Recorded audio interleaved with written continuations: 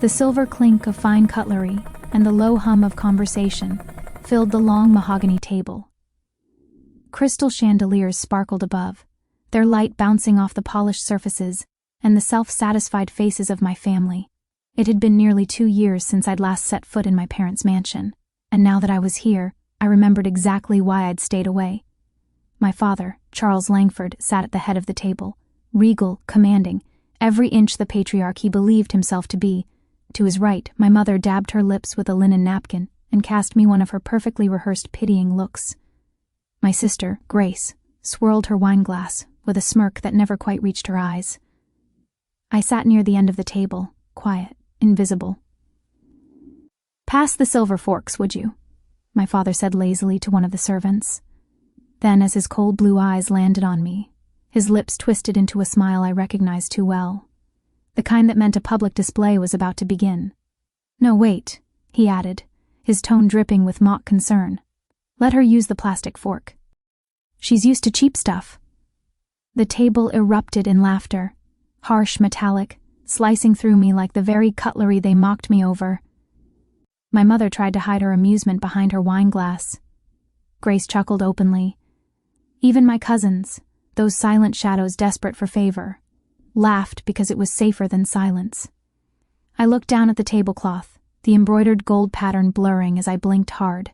I could feel their eyes on me, measuring, mocking. I wanted to defend myself, to remind them that they'd once been proud of me before I married beneath the Langford name. But words would only feed their cruelty. My father wasn't done. "Her husband's too broke to even show his face," he said, taking a sip of his wine. "What's he doing tonight, Elena? Changing tires? Or maybe counting the coins in his little garage?" More laughter. My fingers tightened around the plastic fork in front of me until it nearly snapped. Liam. His name alone steadied me. I pictured his hands, calloused from years of work. His gentle smile when he told me, "One day they'll see what we're worth. But until then, let's just live." That's why I stayed silent. My silence wasn't weakness, it was restraint, the kind that builds before a storm. My father leaned back, clearly pleased with himself. "You could have had a real life, Elena," he said. "A husband with a career, not a man who fixes cars for a living." I met his gaze then, my voice quiet but firm. "A real life, Dad? Is that what you call this?" The laughter dimmed for a moment. He scoffed, waving me off like a bothersome insect. "Don't lecture me about life. You chose this. You made your bed." I smiled faintly, and I'm fine sleeping in it. A flicker of irritation passed through his expression, but he said nothing. Instead, he turned the conversation back to business, to profits and mergers, as if I had already ceased to exist. The air felt heavy. The scent of roasted duck and truffle sauce made my stomach turn. I stared at the fork in my hand. Translucent, fragile, utterly ordinary. How fitting, I thought, that this small piece of plastic now stood between who I had been and who I had become. Then it happened. A low rumble at first, distant but growing louder. The crystal glasses trembled slightly. Heads turned toward the tall windows overlooking the lawn. "What on earth?" my mother began. The sound deepened, unmistakable now. The rhythmic whir of helicopter blades. Every conversation died mid-sentence. Servants rushed to the window, murmuring in confusion. My father frowned, half standing, trying to see through the drapes. Outside, the night sky shimmered with the downwash of a descending chopper. Its sleek black frame gleamed under the estate lights, the company logo barely visible in the glow. And just like that, silence gripped the table, the kind that only falls when the powerful sense something far greater than themselves approaching. My pulse quickened, but not from fear. I knew that sound. I knew that chopper. The rhythmic chop of blades grew louder, drowning out even the nervous clatter of silverware. My family stared toward the tall dining room windows, their faces frozen in disbelief. The chandelier above trembled faintly as a rush of air swept across the estate grounds. My father rose from his chair, his brow furrowed. "Who in the world lands a helicopter here without permission?" He barked. The servants exchanged uneasy glances, but no one moved. My mother placed her hand on his arm, whispering something about the neighbors or a delivery mistake. But even she didn't sound convinced. I knew better. My heart was already racing. Through the tall windows, the whirling blades slowed, and the sleek black chopper settled onto the manicured lawn with a grace that seemed almost deliberate, like a stage cue. Its body gleamed under the floodlights, marked with the silver insignia of Aurelius Dynamics. Grace squinted. "Wait a second," she murmured. "Isn't that the company that—" But she didn't finish. The helicopter door opened, and there he was. Liam stepped out, his dark suit tailored perfectly, his posture confident but unpretentious. The man my father once called a grease-stained mechanic now carried himself like he'd built the sky. He walked under. The rotor wash tousled his hair slightly as he began walking toward the house.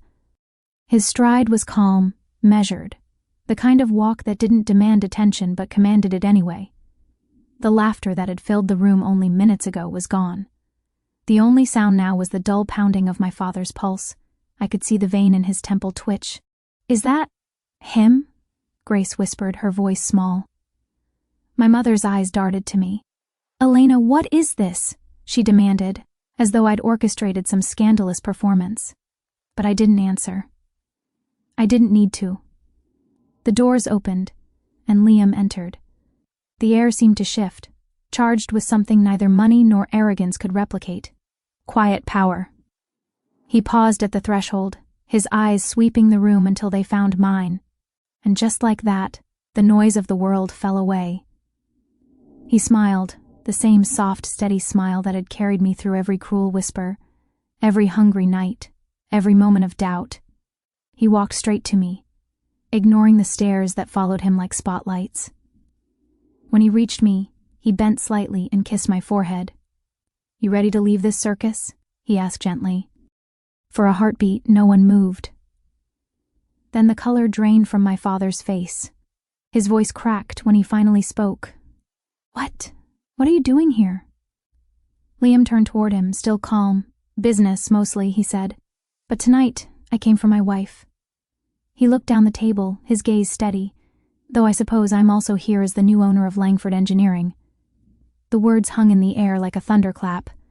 "What did you just say?" my father demanded, his voice trembling with disbelief. Liam reached into his jacket pocket, produced a neatly folded document, and laid it on the tablecloth. "Aurelius Dynamics finalized the acquisition last week.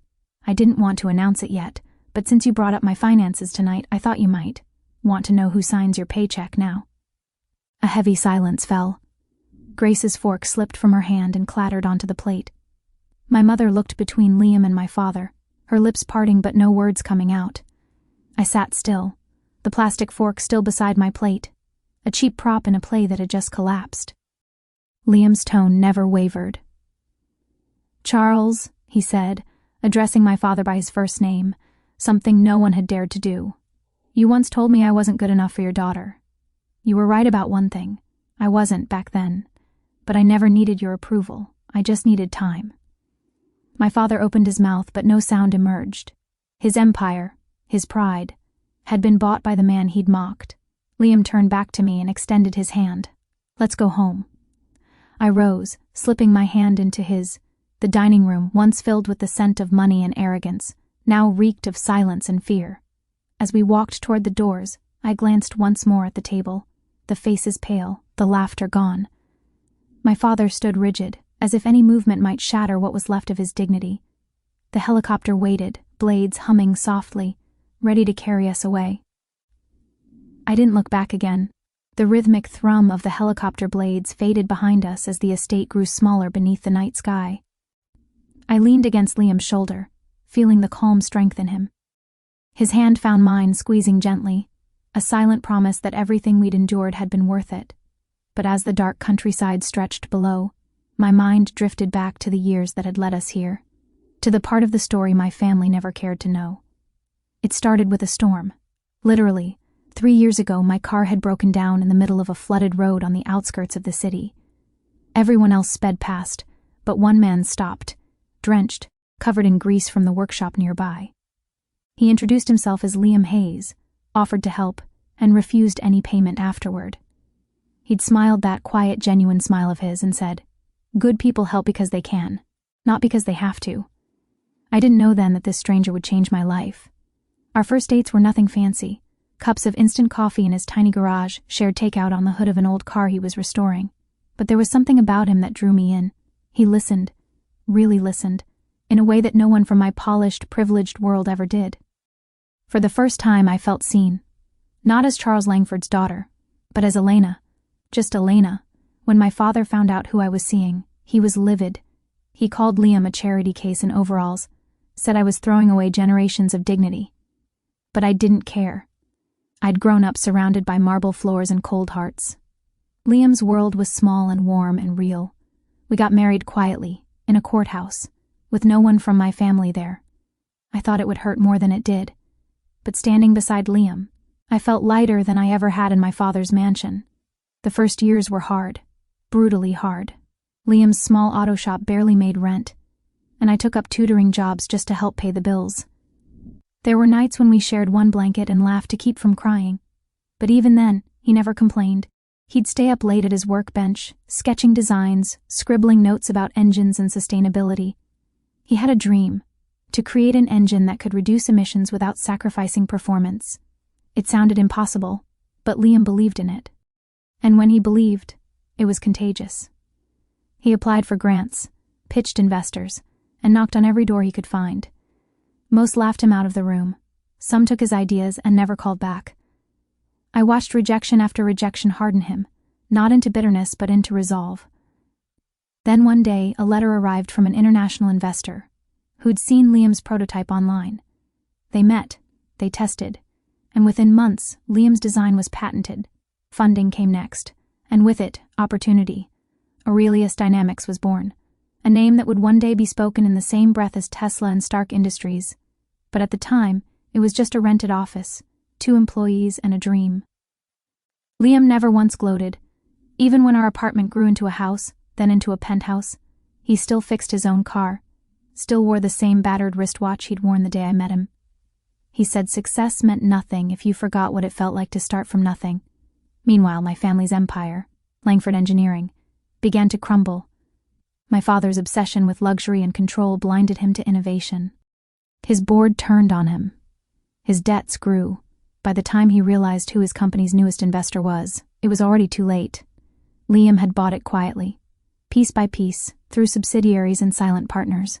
Not for revenge, but because it made business sense. The irony, though, was undeniable. And so tonight, when he walked into that dining room, confident, calm, and every inch the man they said he'd never become, it wasn't just a triumph of wealth. It was a full-circle moment. They had tried to bury him in shame. He had planted himself instead, and grown roots too deep to ever be torn out again. I looked at him now, silhouetted against the city lights below. My husband, the man they mocked for his dirt-stained hands. Those hands had built an empire, and those same hands were holding mine. The helicopter touched down on the city rooftop, its rotors slowing until the thumping became a steady whisper. But my thoughts weren't in the present. They were still at that dining table, back in that glittering room where the laughter had died the moment Liam walked in. We hadn't gone there to make a scene. Liam had only wanted me to have closure, to face them one last time before we signed the final documents. Yet somehow, the universe had written a sweeter ending than either of us could have planned. I could still see my father's face when Liam placed those papers on the table, the proud man who'd built his world on control, realizing, too late, that he'd lost it. When the helicopter lifted off, I'd seen him stumble back into his chair, pale and trembling. It wasn't triumph I'd felt in that moment. It was peace. The next morning, the headlines told the story for us. Aurelius Dynamics acquires Langford Engineering, a new era in sustainable innovation. The article quoted Liam's statement, "We build the future with integrity, not arrogance." He hadn't even mentioned my father by name, and that omission cut deeper than any insult could have. That afternoon, I went back to the mansion one last time, not out of spite, but to collect the few things that were still mine. A box of old books, a childhood photo, and the last shred of my past. The house felt different now. Smaller, quieter. The grandeur that once suffocated me seemed hollow. Servants walked softly, eyes downcast. Even the marble floors had lost their shine. My father was in his study, staring blankly at the papers scattered across his desk. When he saw me, he didn't stand up. His shoulders, once straight and commanding, slumped under the weight of something heavier than loss, realization. "Elena," he said, his voice rough. "You came to gloat?" I shook my head. "No, Dad, I came to say goodbye." He laughed bitterly. "Your husband must be enjoying himself, buying me out, humiliating me in front of everyone." "Liam didn't do it to humiliate you," I said softly. "You did that to yourself." He flinched, the truth landing sharper than any accusation. "You always said money defined a person," I continued, "but the only thing it defined in this family was cruelty. You made me believe love was a weakness. You made me think kindness was cheap. But Liam showed me that it's the only thing that makes a person truly rich." His eyes glistened, but pride held the tears back. "You think you're better than me now?" "No," I whispered. "Just freer." I turned to leave, and on the table I saw it. The plastic fork, still there, untouched, exactly where I'd left it the night before. I picked it up, the absurd little thing that had once symbolized their mockery. "I'll keep this," I said, smiling faintly, "to remind me what I came from, and what I'll never go back to." He didn't respond. His silence said everything. That evening, as the sun set over the city, Liam and I stood on the terrace of our new home.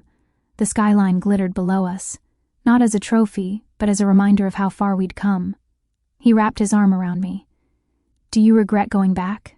he asked. I shook my head. "No. It was the last chapter I needed to close." He smiled. "Then let's start a new one." I leaned against him, watching the lights flicker across the horizon. Somewhere out there, my family was facing the consequences of their pride. But revenge wasn't what filled my heart. It was gratitude. Gratitude for the struggle, for the love that had carried us through, and for the peace that only grace can bring after years of pain. Below us, the city hummed, alive, bright, unstoppable. I held the plastic fork in my hand one last time, its flimsy surface catching the fading sunlight. Then I set it down on the ledge and let the wind carry it away. Let them keep their silver. I had found something far more precious.